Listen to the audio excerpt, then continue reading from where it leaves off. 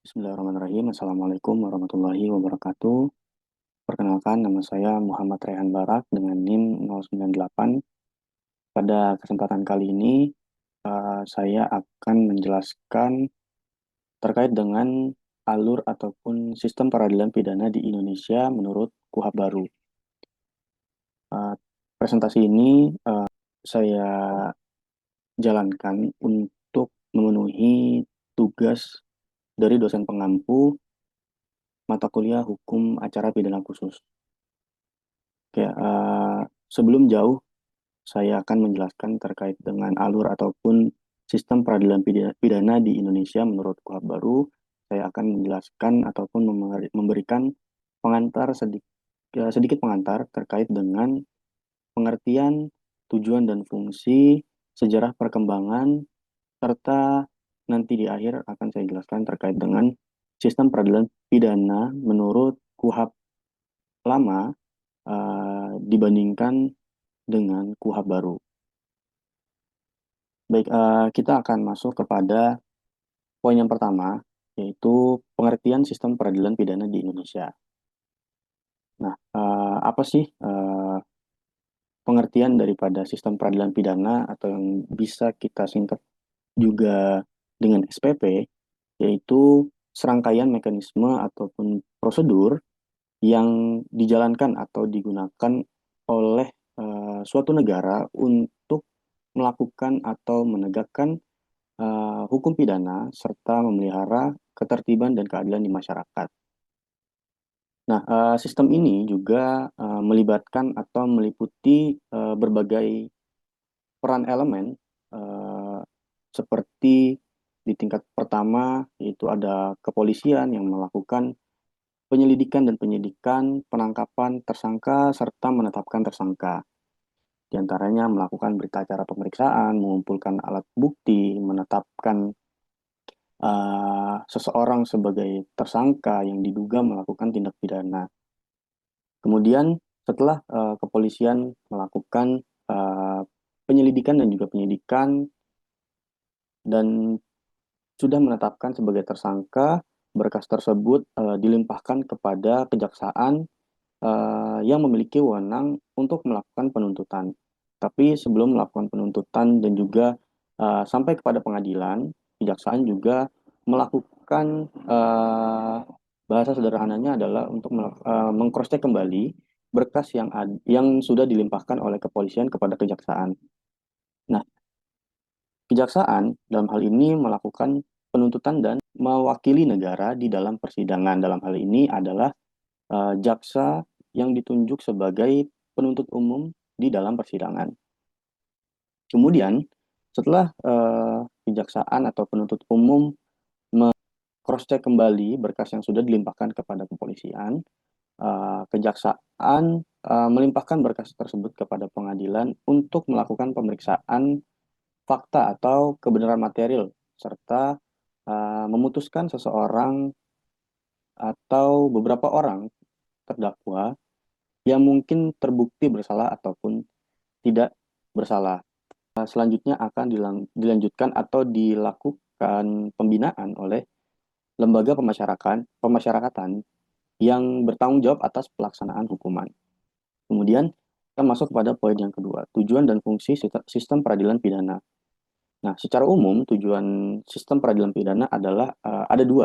Yang pertama untuk mencegah terjadinya kejahatan dan juga untuk mengurangi individu atau kelompok menjadi korban kejahatan.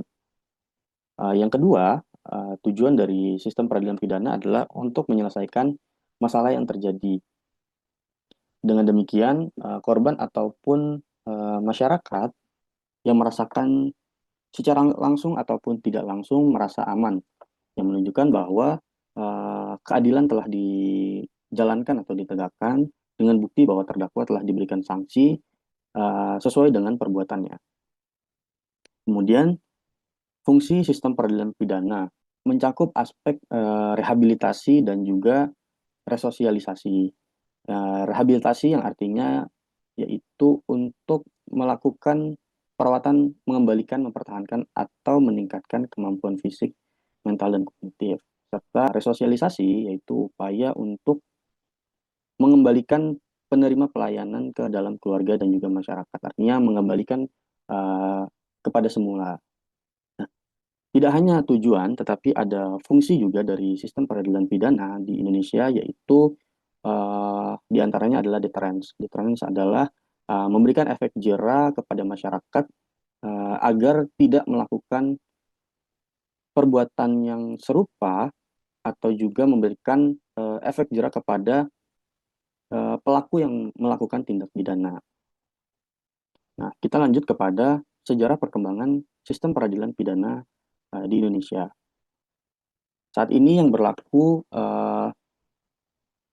undang-undangnya adalah nomor 20 tahun 2025 tentang Kitab Undang-Undang Hukum Acara Pidana yang terbaru. Tapi sebelum itu Indonesia juga sudah beberapa kali melakukan revisi Kitab Undang-Undang Hukum Acara Pidana. Kemudian pada mulanya Indonesia menggunakan sistem peradilan pidana yang diwariskan oleh Belanda, yaitu HIR, yang diatur dalam Statsblad tahun 1941 nomor 44. Nah, cirinya HIR ini dia menggunakan pendekatan inquisitor, yang mana uh, proses peradilan lebih menekankan pada peran hakim sebagai penyelidik dan pengadilan sebagai lembaga yang dominan menentukan hasil perkara. Nah, pendekatan inquisitor ini juga menekankan tersangka sebagai objek yang pada akhirnya tersangka tersebut harus yang mana menekankan tersangka sebagai objek sehingga tersangka diharuskan untuk diperiksa bukan sebagai subjek hukum yang memang dia memiliki hak untuk berbicara ataupun melakukan pembelaan diri. Kemudian, seiring berkembangnya ketidakefektifan tersebut, kemudian Indonesia mengesahkan Undang-Undang Nomor 8 Tahun 1981 tentang Kitab Undang-Undang Hukum Acara Pidana. Nah, cirinya KUHP tahun Nomor 8 Tahun 1981 ini dia menganut pendekatan akusator, yang mana dia lebih menghargai hak-hak individu. Dia juga memberikan ruang untuk terdakwa berbicara untuk melakukan pembelaan diri.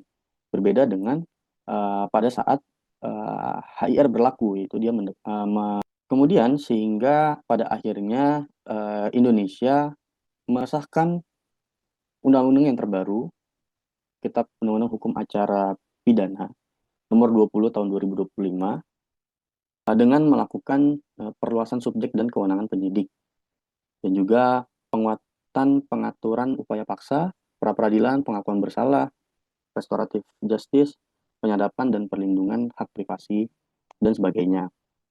Nah, kita masuk kepada penjelasan sistem peradilan pidana menurut KUHP lama dan juga KUHP baru. Nah, alur ataupun sistem peradilan pidana menurut Undang-Undang Nomor 8 Tahun 1981. Kalau kita lihat pertama di urutan yang pertama yaitu ada laporan ataupun pengaduan yang tertera dalam pasal 1 angka 24 dan 25 eh, Undang-Undang Nomor 8 Tahun 1981, yang mana ketika memang seorang individu merasa dirugikan ataupun dia melihat adanya dugaan tindak pidana eh, yang ingin dilakukan oleh seseorang, dia berhak untuk melakukan laporan tersebut kepada pihak kepolisian sebagai gerbang utama untuk melakukan tindakan yang lebih lanjut, yaitu berupa penyelidikan. Nah, penyelidikan ini didefinisikan pada pasal 1 ayat 5 Undang-Undang Nomor 8 Tahun 1981, yang mana penyidik dia melakukan penyelidikan untuk mencari apakah dugaan tindak pidana tersebut memang ada benarnya dilakukan sebagai tindak pidana ataupun bukan. Ketika memang dugaan tindak pidana, maka dilanjutkan kepada penyidikan, yang mana dituangkan dalam pasal 1 angka 2, penyelidikan dan penyidikan dilakukan oleh penyidik dan juga penyidik pembantu dari kepolisian dan juga pegawai negeri sipil yang diberikan wewenang untuk melakukan penyidikan dan juga penyelidikan. Nah, kemudian setelah dilakukan penyelidikan dan juga penyidikan, penetapan tersangka, pengumpulan alat bukti, ketika memang ingin ditetapkan sebagai tersangka, setidak-tidaknya diatur dalam KUHP itu ada dua alat bukti yang mendukung untuk ditetapkan sebagai tersangka. Nah, kemudian berkas tersebut dilimpahkan kepada jaksa untuk dilakukan pemeriksaan seperti yang sudah saya jelaskan di awal tadi. Kemudian masuk kepada penuntutan yang dilakukan oleh jaksa dalam hal ini ditunjuk sebagai penuntut umum untuk mewakili negara di dalam persidangan. Nah, masuk kepada di pengadilan serangkaian acara persidangan. Yang pertama, majelis hakim membuka sidang secara terbuka dan dibuka untuk umum. Apabila tidak dibuka dan terbuka untuk umum, maka persidangan dianggap batal demi hukum, kecuali memang yang dikecualikan oleh undang-undang seperti persidangan anak dan sebagainya. Setelah membuka persidangan, agenda pertama adalah pembacaan dakwaan yang dilakukan oleh penuntut umum. Kemudian terdakwa dan juga penasihat hukumnya mengerti atas dakwaan yang didakwakan oleh penuntut umum, maka majelis hakim menanyakan kepada penasihat hukum apakah penasihat hukum akan jawaban atas dakwaan yang dibuat oleh penuntut umum atau yang biasa disebut dengan eksepsi. Nah, kemudian setelah penasihat hukum membacakan eksepsinya, maka sidang selanjutnya adalah putusan sela oleh majelis hakim. Lanjut kepada proses pembuktian. Nah, proses pembuktian ini menurut pasal 183 dan 184 ada uh, 5 jenis alat bukti. Yang pertama ada keterangan saksi, keterangan ahli, surat petunjuk, dan juga keterangan terdakwa. Setelah dilakukan pembuktian yang diajukan oleh masing-masing para pihak, yaitu penuntut umum dan juga penasihat hukum, selanjutnya adalah untuk penuntut umum membacakan tuntutan sebagaimana pasal 182 Kitab Undang-Undang Hukum Acara Pidana tahun 1981. Kemudian sebagaimana majelis hakim setelah itu akan menanyakan apakah memang terdakwa ataupun penasihat hukumnya akan mengajukan nota pembelaan ataupun pledoi. Setelah pledoi, nantinya apabila memang penuntut umum akan menjawab atas nota pembelaan yang diajukan oleh terdakwa ataupun penasihat hukumnya, maka penuntut umum membuat replik dan juga akan dibacakan di dalam persidangan. Apabila penasihat hukum juga akan menjawab atas replik yang diajukan oleh penuntut umum, maka dari itu penasihat hukum ataupun terdakwanya mengajukan duplik ya atas jawaban pledoi. Nah, setelah itu majelis hakim menutup proses pembuktian dan dilanjutkan dengan musyawarah hakim sebelum dibacakannya putusan akhir.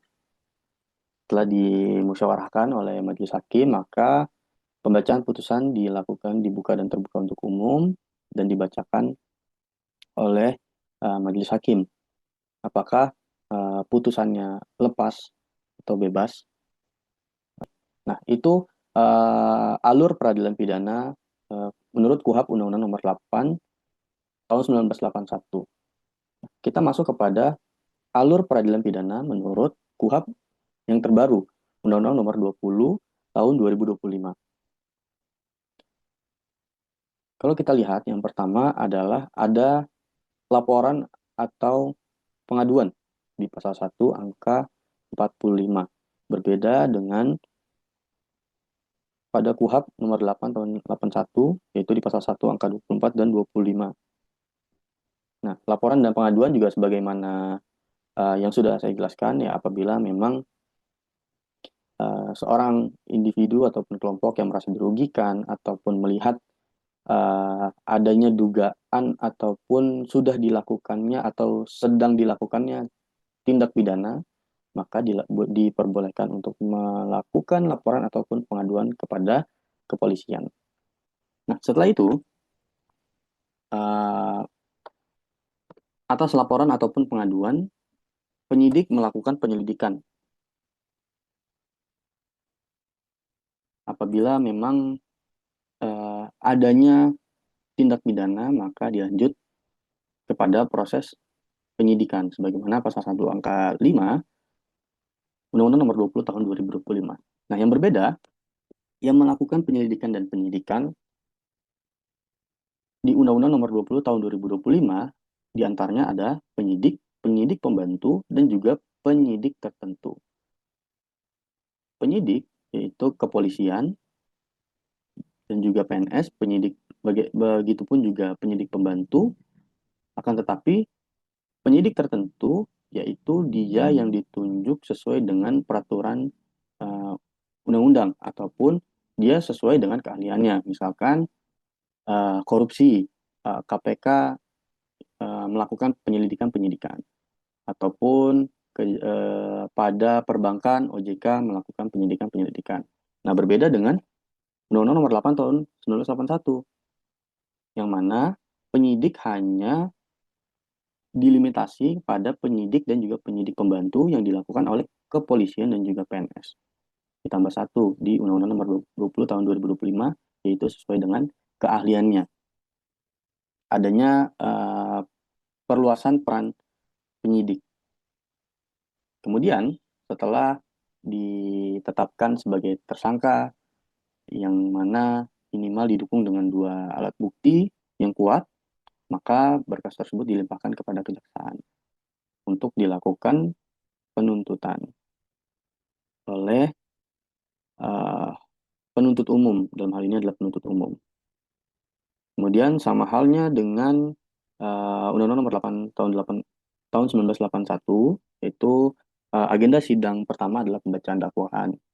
Sama dengan KUHP yang sebelumnya, sebelum membacakan dakwaan, majelis hakim membuka persidangan dibuka dan terbuka untuk umum. Apabila tidak dilaksanakan dibuka dan terbuka untuk umum, maka persidangan batal demi hukum.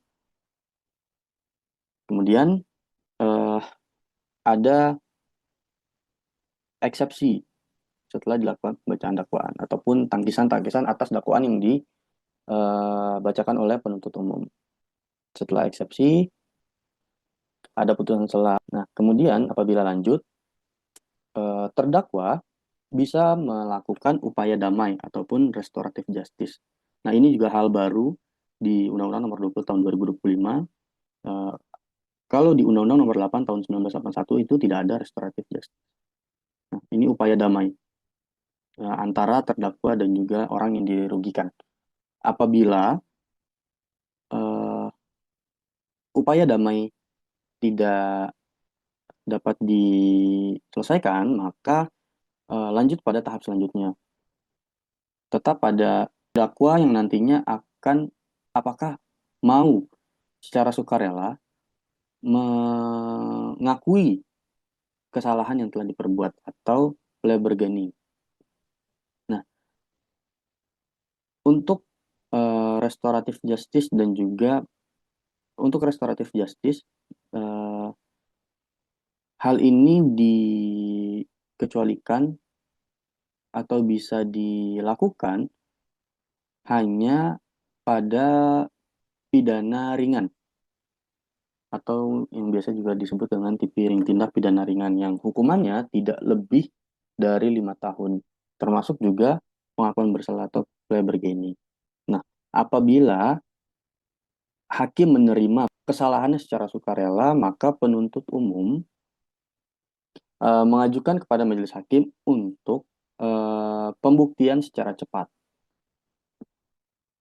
Nah, kemudian bagaimana kemudian pembuktian secara cepat tersebut? Mulanya penuntut umum akan menjelaskan kasus tersebut atau disebut dengan opening statement. Yang kemudian juga nantinya penasihat hukum juga akan menjelaskan atau memberikan opening statement bagaimana POV dari terdakwa. Hal ini diadopsi dari sistem peradilan pidana di Amerika, yang mana peradilan Amerika ini dia memakai juri. Nah, antara jaksa dan penasihat hukum di situ di awal mulanya mereka akan memberikan opening statement. Nah, mirip-mirip seperti di Amerika yang menjelaskan kepada juri.